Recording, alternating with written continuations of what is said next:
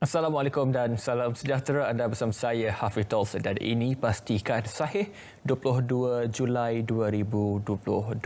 Anda bersama saya lebih kurang 30 minit ini untuk kami kongsikan kepada anda berita-berita penting, terutama sekali berita palsu yang perlu kami susahkan untuk makluman anda. Dan untuk segmen yang pertama kita mulakan segmen Sahih.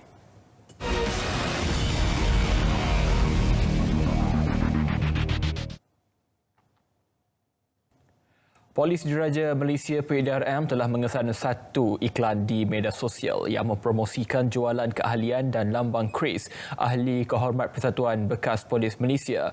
Menurut posting berkenaan, ahli yang menggunakan lambang tersebut akan diberikan keistimewaan seperti perkhidmatan pengiring polis dengan bayaran RM300 bagi 10 km. Pemilik kenderaan boleh memasang cermin gelap dan tiada tindakan oleh pihak berkuasa sekiranya memandu dalam keadaan mabuk serta merupakan simbol prestige jika digunakan. Orang ramai yang berminat diminta menghubungi seseorang individu yang mana nombor telefon miliknya tertera dalam iklan tersebut. PDRM mengesahkan tawaran iklan berkenaan adalah palsu dan sedang menjalankan siasatan ke atas individu yang bertanggungjawab dalam menyebarkan iklan tersebut. Tiada sebarang kelebihan sedemikian yang wujud atau ditawarkan kepada mana-mana pihak seperti yang didakwa. Baik, sentiasa berhati-hati dengan iklan pinjaman kumpulan wang simpanan pekerja KWSP yang dikongsikan di laman media sosial. Sebagai langkah berjaga-jaga, anda perlu semak dengan teliti sebarang iklan berkaitan KWSP daripada pihak ketiga dan jangan klik pautan yang mencurigakan.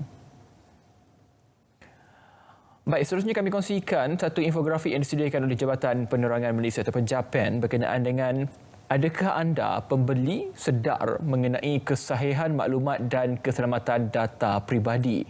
Dan kami kongsikan kepada anda merupakan tips lindungan data pribadi ketika membeli barangan secara dalam talian.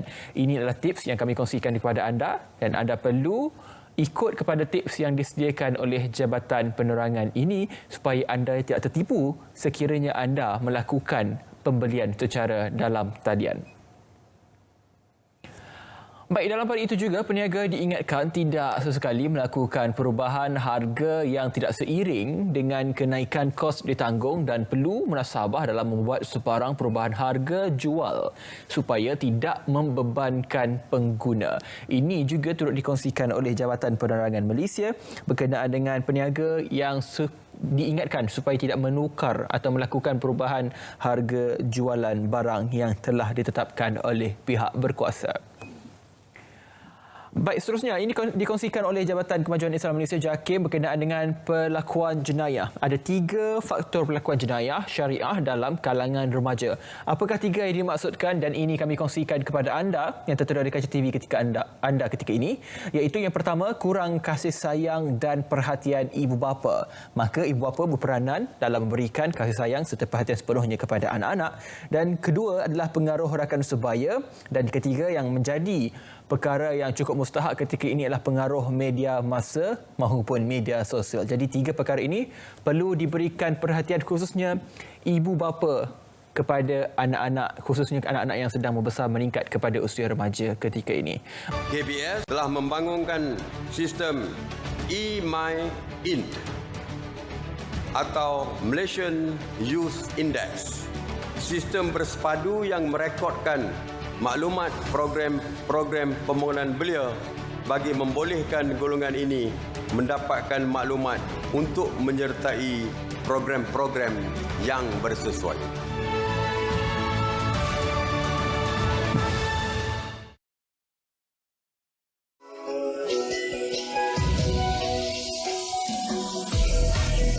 Rukun negara bertujuan membentuk perpaduan yang kukuh.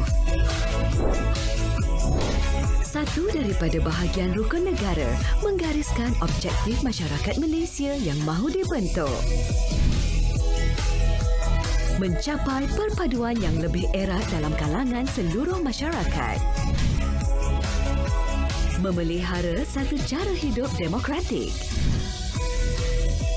Mencipta satu masyarakat yang adil di mana kemakmuran negara dapat dinikmati bersama secara adil dan saksama. Membentuk satu sikap yang liberal terhadap tradisi kebudayaan yang kaya dan berbagai-bagai corak.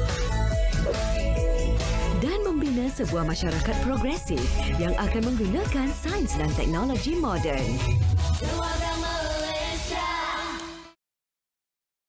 Gagasan satu keluarga, satu rumah turut selari dengan aspirasi keluarga Malaysia memperlihatkan komitmen kerajaan menyediakan rumah yang mencukupi, mampu dimiliki, berkualiti dan berdaya huni, termasuk memperkasakan kediaman berkonsepkan transit ataupun transit oriented development terutama untuk golongan muda.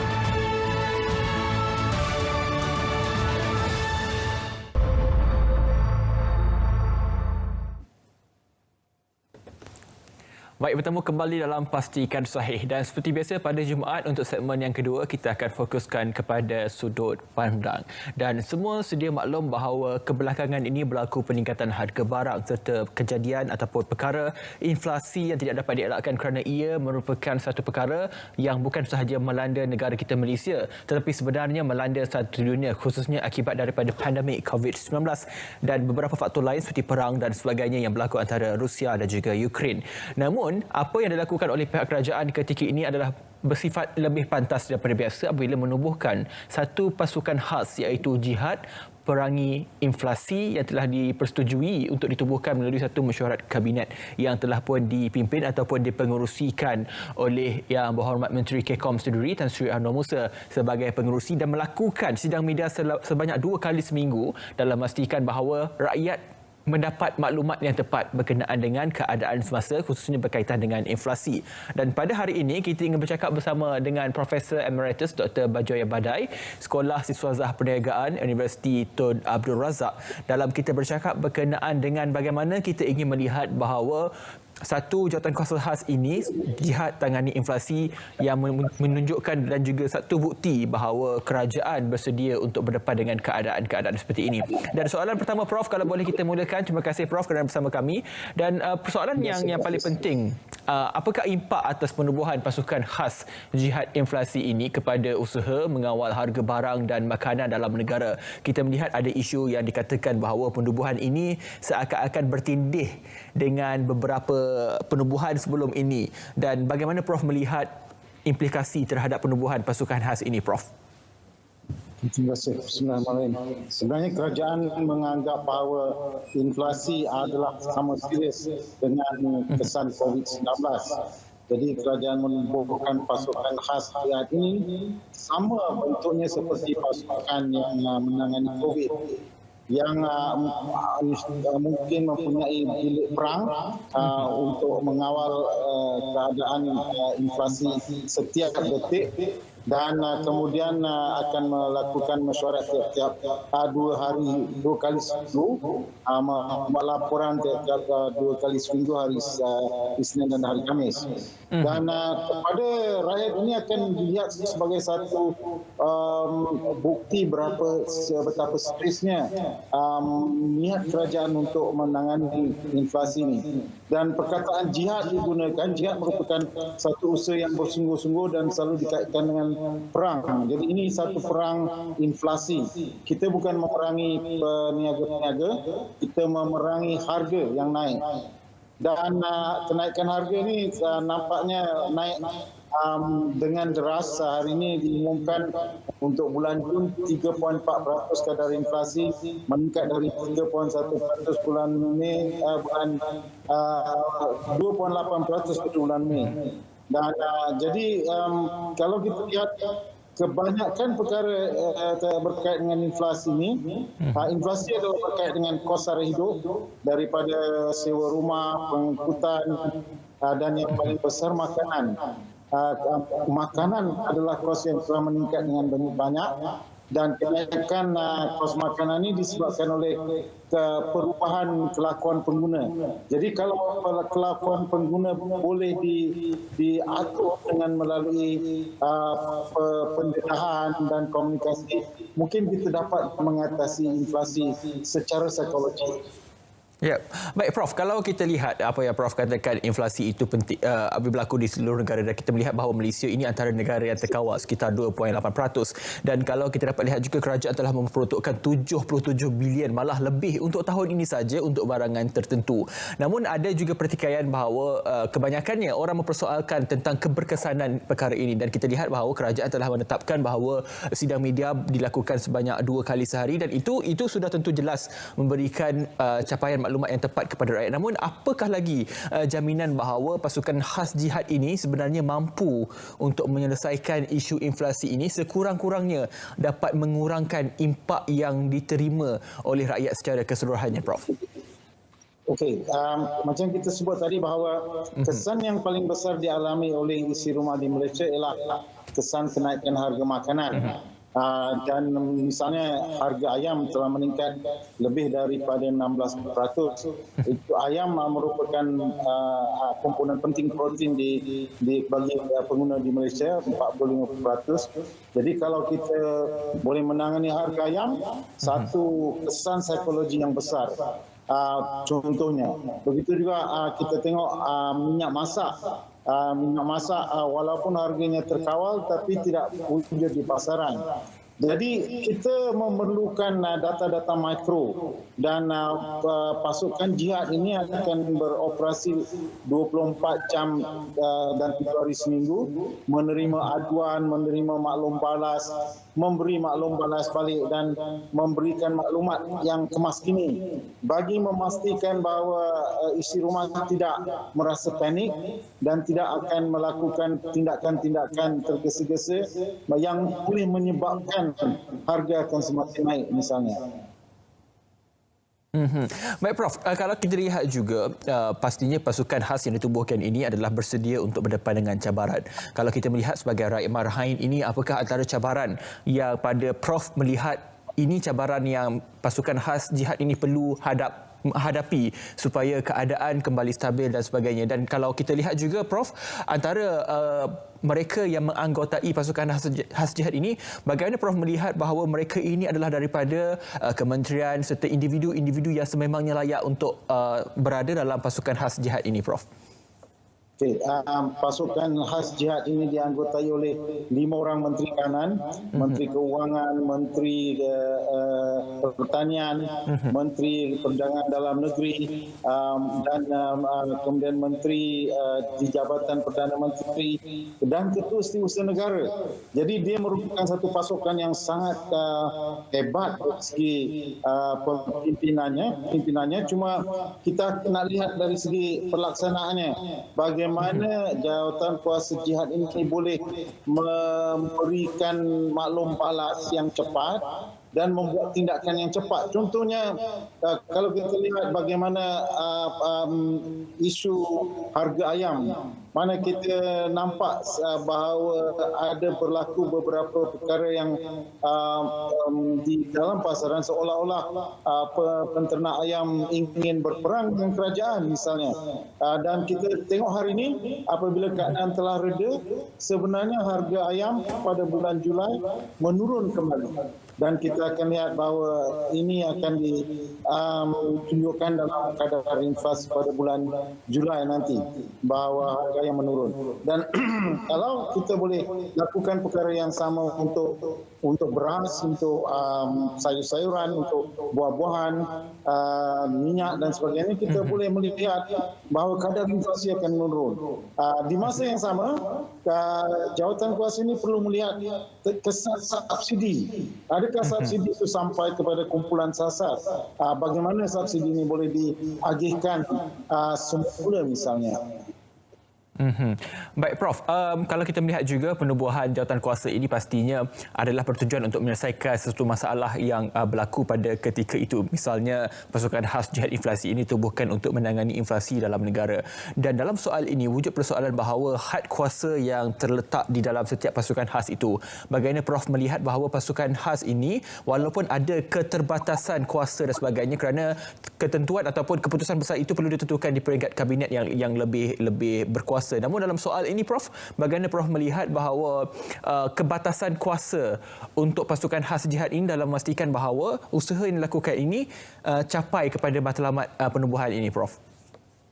Okey, kalau kita bandingkan pasukan jihad ini dengan pasukan yang menangani COVID-19.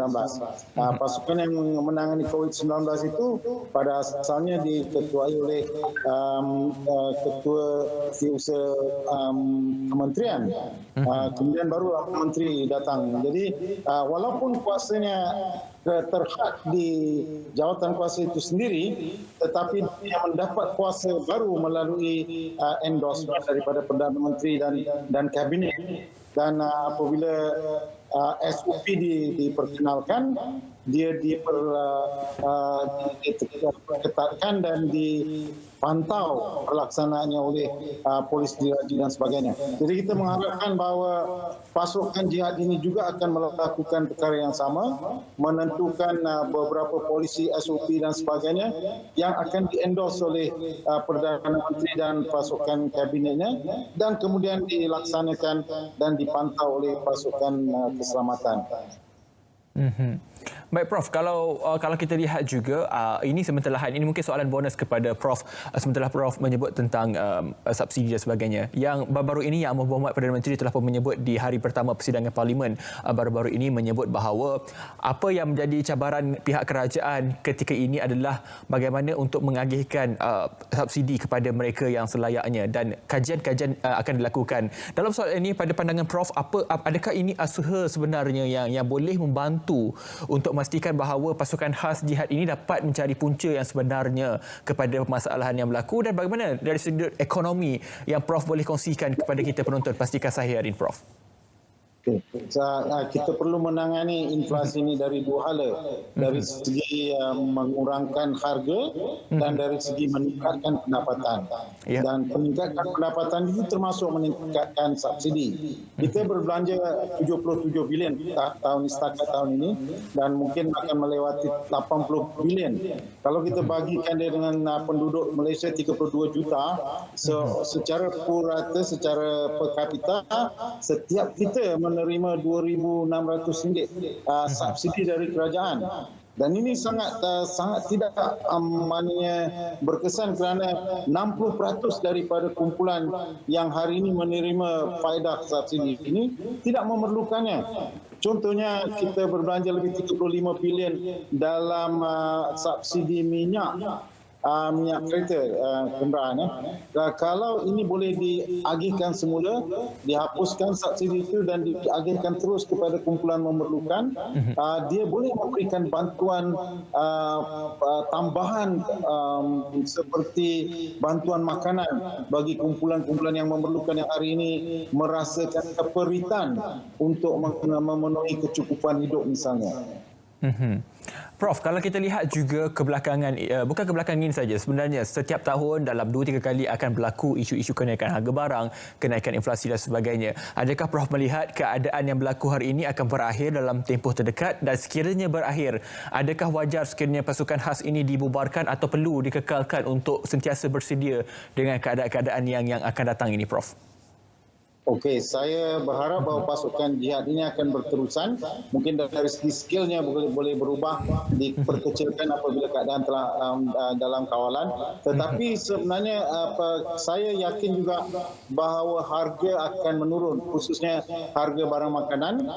Kita perlu membuat kempen juga kepada pengguna untuk mengurangkan makan di luar dan belian makanan dari luar. Kerana makanan dari luar ini margin untungnya agak besar, jadi pengguna akan terasa bahawa mereka mengalami peningkatan harga bila mereka membeli makanan dah siap di luar. Tapi kalau mereka membeli makanan mentah dan masak di rumah, mereka akan kurang terasa kesan ke inflasi ini. Dan kalau tekanan ke atas pasaran berkurangan untuk barang makanan masak dan juga barang makanan mentah, akhirnya kita akan melihat harga akan menurun. Seperti apa yang berlaku pada hari ini, harga ayam di setengah kawasan sudah turun daripada RM9.40 kepada RM7 misalnya. Baik Prof, sekali lagi terima kasih. Saya sangat menghargai apa yang dikongsikan oleh Prof, pastinya memberi satu gambaran serta satu jawapan yang jelas tentang betapa usaha murni ini perlu diraihkan dan juga kita perlu memberi sokongan kepada pasukan khas ini untuk menangani dan juga impaknya kepada rakyat secara keseluruhannya. Sekali lagi terima kasih kepada Prof Emeritus Dr. Berjaya Badai dari Sekolah Siswazah Perniagaan Universiti Tun Abdul Razak. Terima kasih Prof, kita jumpa lagi. Laju aspirasi keluarga Malaysia negeri Kelantan. Saksikan secara langsung Majlis Perasmian Jelajah Aspirasi Keluarga Malaysia yang akan disempurnakan oleh Yang Amat Berhormat Perdana Menteri Datuk Seri Ismail Sabri Yaakob pada 23 Julai 2022 10 pagi bertempat di perkarangan Stadium Sultan Muhammad Keempat, Kota Baru, Kelantan, Darul Naim. Hanya di TV1, saluran berita RTM dan rtmclick.rtm.gov.my.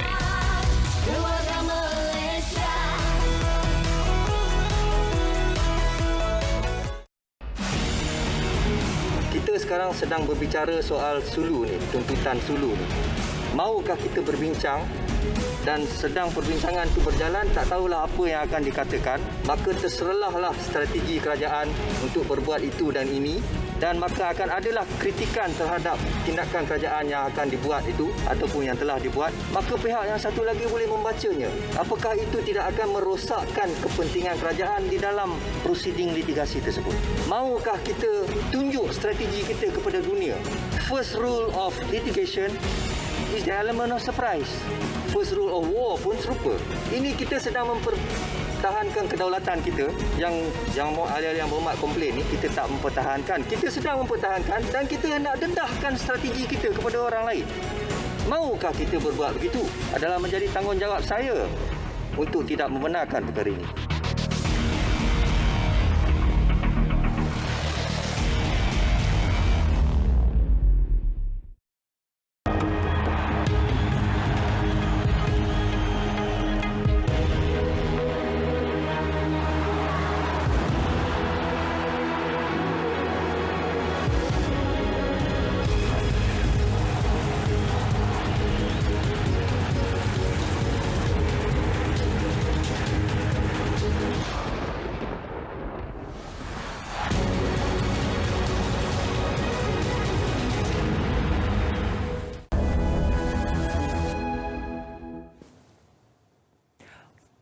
Baik, bertemu kembali dan untuk segmen yang terakhir, segmen notifikasi, kita mulakan dengan perkara ini di mana warga kerja RTM ingin mengucapkan selamat menyambut Hari Sarawak. Hari ini disambut Hari Sarawak dengan bertemakan Sarawak Makmur, tarikh yang cukup cantik hari ini 22 Julai 2022. Jadi kepada rakyat Sarawak kami mengucapkan selamat menyambut Hari Sarawak.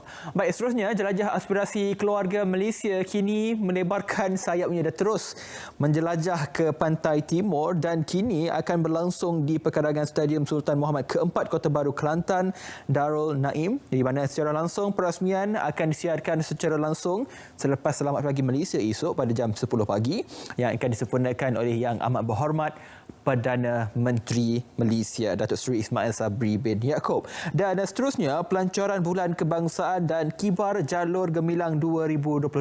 Sedar tidak sedar kita menghampiri kepada bulan Ogos di mana bulan kebangsaan kita, dan makanya dengan itu pelancaran Bulan Kebangsaan akan dilangsungkan dan juga disempurnakan oleh Yang Amat Berhormat Perdana Menteri pada 30 Julai 2022 hari Sabtu ini di dataran Putra Masjid Putrajaya. Dan sementara dengan itu juga, perkara yang sama yang dikongsikan kepada anda serentak dengan pelancaran Bulan Kebangsaan di mana ada satu larian yang dinamakan Berjalan Teguh Bersama yang turut akan disertai oleh Yang Amat Berhormat Perdana Menteri bersama dengan 15,000 rakyat Malaysia. Ini jangkaan 15,000, mungkin lebih daripada itu. Jadi kepada anda boleh hadir untuk memeriahkan dan bersama-sama menyatakan sokongan anda sebagai keluarga Malaysia, di mana pelepasan akan dilakukan di dataran Putra Masjid Putrajaya. Jadi anda dinasihatkan untuk berada di kawasan ataupun lokasi yang dinyatakan pada jam 6.30 pagi. Baik, seterusnya permohonan rayuan UPU online lepasan SPM sesi akademik 2022-2023. Ini adalah pautan yang dikongsikan Hanya pemohon yang gagal sahaja mendapat tawaran untuk membuat rayuan tersebut melalui portal yang disediakan.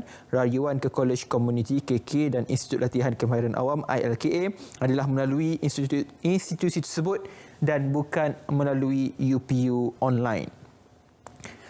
Baik, seterusnya pertandingan pengisahan kenegaraan kembali lagi. Ini antara acara yang menjadi tumpuan rakyat Malaysia. Berkenaan dengan perkara ini, tema yang dipilih untuk tahun ini adalah temanya Keluarga Malaysia Teguh Bersama. Sama temanya dengan sambutan Bulan Kebangsaan. Tarikh penyertaan adalah pada 10 Julai hingga 10 Ogos 2022. Anda boleh imbas QR code yang tertera untuk maklumat lanjut dan serta kami sertakan kepada anda hadiah-hadiah menarik yang menanti kepada pemenang dalam pertandingan ini. Baik, seterusnya Konti Chat Mental Health The Stigma. Ini satu perbincangan bual bahasa Inggeris dalam Konti Chat. Dalam soal kita ingin bercakap tentang kesihatan mental dan juga stigma kita sebagai rakyat Malaysia terhadap isu ini bersama dengan tetamu serta pengacara yang sudah pun kita kongsikan kepada anda ketika ini. Dan hebahan serta notifikasi yang kami kongsikan kepada anda, Easy Adu KPDN HCP, di mana mudahnya untuk anda melakukan untuk buat aduan dengan Easy Adu menggunakan hanya mengikuti 4 langkah yang mudah. Kemasukan butiran aduan, pengisian laporan aduan, penandaan lokasi aduan serta lampirkan gambar sebagai bukti untuk mengukuhkan lagi kepada aduan yang anda ingin lakukan kepada KPDN HEP. Baik, hebahan dan notifikasi tadi mengakhiri pastikan sahih hari ini. Dan sementara itu ingin saya ingatkan kepada anda, jangan lupa esok Jelajah Aspirasi Keluarga Malaysia dan seterusnya kita akan saksikan pelancaran Bulan Kebangsaan pada 30 Julai ini yang menandakan bahawa kita sudah pun bersedia untuk kembalikan semangat untuk menyambut Bulan Kebangsaan pada bulan depannya. Ayuh Keluarga Malaysia, meriahkan sambutan Bulan Kebangsaan akan tiba nanti. Saya Hafidh Roslan, terima kasih kerana menonton Pastikan Sahih. Jumpa lagi, jaga diri. Assalamualaikum.